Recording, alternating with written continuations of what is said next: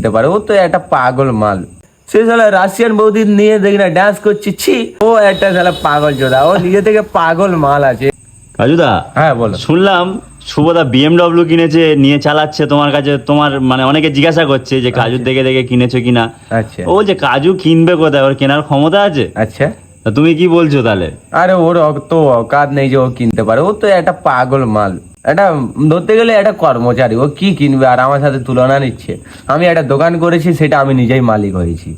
আর ও যে দোকানে আছে, ও দোকানে ধরতে গেলে 10টা মালিক আছে। ও আর নিজেই আবার মালিক না। আবার মাঝখান থেকে শুনলাম নাকি আবার কাজুদাকে হ্যাঁ। ডিজে অরুণ কাজুদার আরে নামে নোটিশ করেছে। ও তো একটা শালা পাগল চোদা, ও নিজে থেকে পাগল মাল আছে। এমনি থেকে ওর নাম শুনলে আমার খুব খারাপ লাগে। সে মাঝে এই দেখো, আমি ব্ল্যাক লিস্টি করে রেখেছি, তোমাদের দেখিয়ে দিতাম, রেকর্ডিং শুনিয়ে দিতাম। বলছে তোমার নামে যদি একটা কথা বলি তাহলে আমার 10,000 টাকা দিতে হবে। আরে বাপ রে বাপ। বলে তুমি ভাইরাল হয়ে যাবে আমি তোমার নামে বললে। সে শালা রাশিয়ান বৌদি নিয়ে দেখি না ডান্স করছি, ছি।